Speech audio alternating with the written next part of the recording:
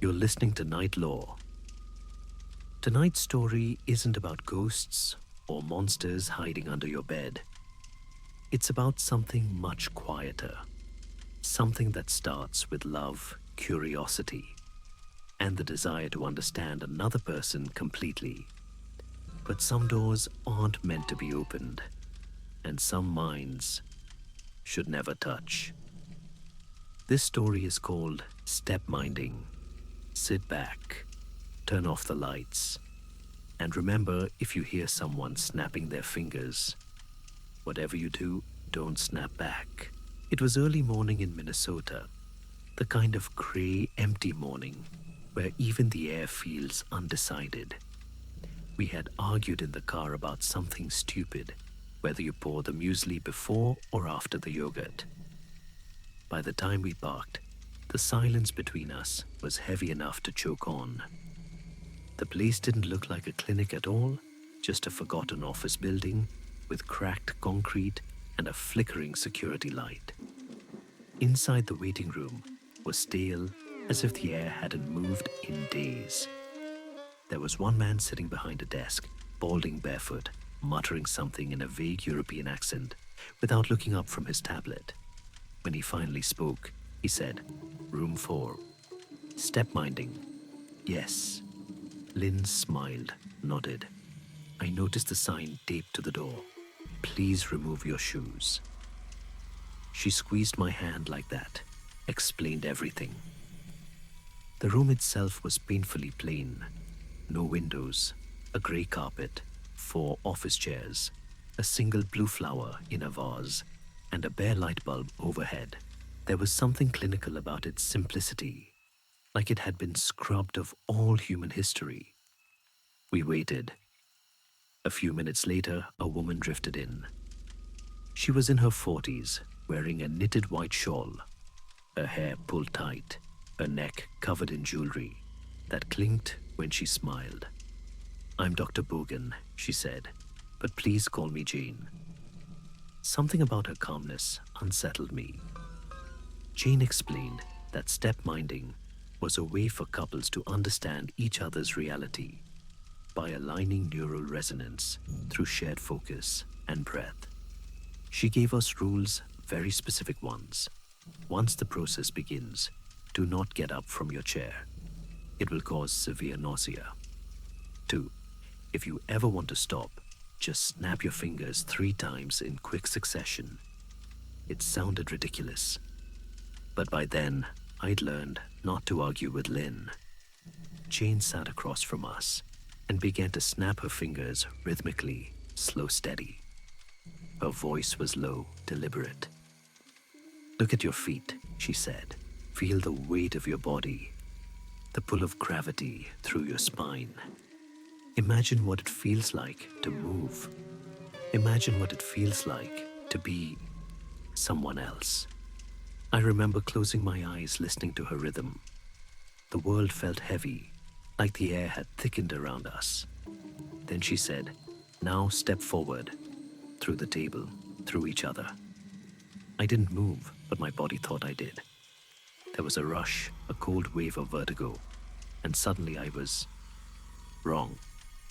I looked down and saw Lynn's hands, Lynn's legs. Her hair tickled the back of my neck. Across from me sat myself, my face slack, my mouth slightly open. I was her. The shock was instant and total. Every sense felt doubled, like my brain was struggling to translate a foreign language. Her body was smaller, lighter, her breathing shallow and quick. My vision was clearer. Lynn had perfect eyesight. Her hair brushed against my cheek whenever I moved. We spoke, testing our voices. Hearing my own words in her tone made my stomach twist. Lynn kept repeating, "That's me. You're me. I'm you." Over and over. We touched our own hands across the table, skin against skin, same but different. For a few minutes, we just sat there, whispering, laughing, terrified. And then Jane snapped her fingers 3 times. The room folded in on itself, and I was back in my body. I didn't realize how short-sighted I was until that moment. Her world had been sharp, mine suddenly blurry again. We left quietly. Neither of us spoke until we reached the car. And then, for reasons I still don't understand, we broke up that day. No yelling, no blame, just over. I told myself it was for the best. But for weeks, I couldn't stop thinking about it. About how real it had felt. About how I could still remember her heartbeat, faintly echoing in my chest. A month later, I went back. Jane greeted me like an old friend. She didn't seem surprised. I told her I needed to understand how it worked, what had happened to me. She smiled, that same unreadable smile. It's based on resonance identity theory, she said. By syncing neurological vibrations through breath, the mind can project itself across frequencies. It sounded like nonsense, but I couldn't deny what I'd felt. Then she made me an offer. She said she sometimes needed a neutral participant for her step-minding sessions. Someone grounded. Someone who'd been through it before. She would pay me for my time. It felt harmless enough. Easy money, so I agreed. My first session as a neutral was with a woman suffering from dissociative episodes. I sat across from her while Jean snapped her fingers, the rhythm slow and hypnotic. It worked. I saw flashes of her world, brief, chaotic, full of panic. My heart raced, her thoughts overlapping mine like whispers underwater. When Jane snapped her fingers again, I came back shaking, drenched in sweat. And yet, I wanted more. Over the next few months, I participated in dozens of sessions. Couples, families, strangers.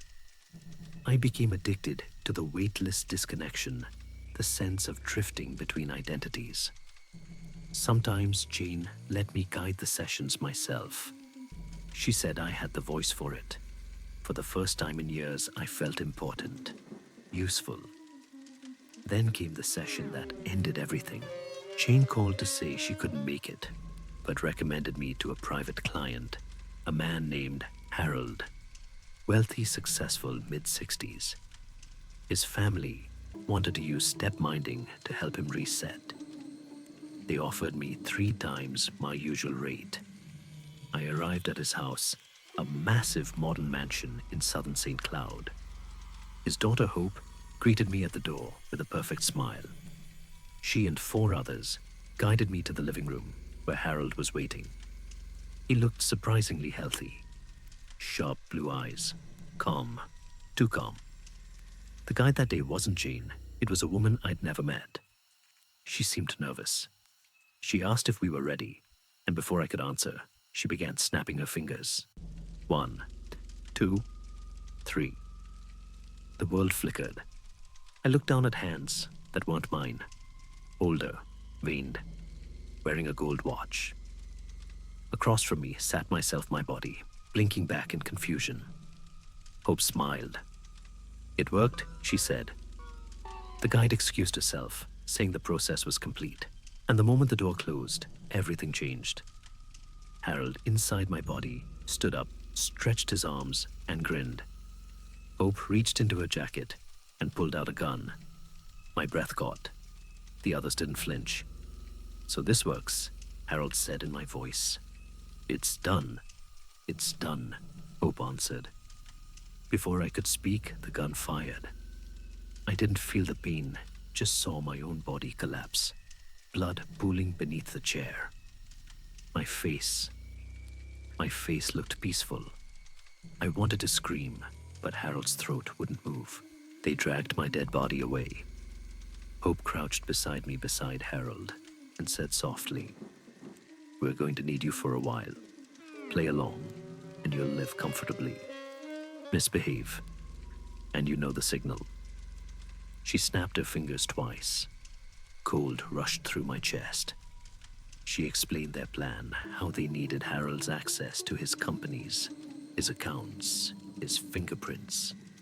how I would play his role while they drained everything dry. If anyone snapped 3 times, she said I'd vanish. She didn't need to tell me what that meant. They left me in that house with Harold's face, Harold's voice, Harold's memories creeping in at the edges. And when the silence settled, I realized I could still feel my old heartbeat, faint, distant somewhere under the floorboards. I live in his house now. I have his clothes, his bank accounts, his reflection. I sign his name and sleep in his bed. The mirrors know him better than I do. I stopped watching TV. I can't risk hearing anyone snap their fingers. I mute every video, every song. I check soundtracks before I watch movies. I can't go to concerts, can't walk through crowds. Sometimes I dream of my old body, my old face. In those dreams, I see Harold sitting there alive, breathing through me. Once I heard it, 3 faint snaps somewhere in the dark. I woke up shaking. I looked in the mirror, and Harold smiled first. You've just heard Step Minding, an original story, performed for NightLore. Maybe you believe it, maybe you don't, but if you ever wake up in a body that isn't yours, look down at your hands, take a deep breath, and listen carefully. If you hear 3 snaps in the dark, it's already too late. Sleep well. And remember, some therapies don't heal the soul. They trade it.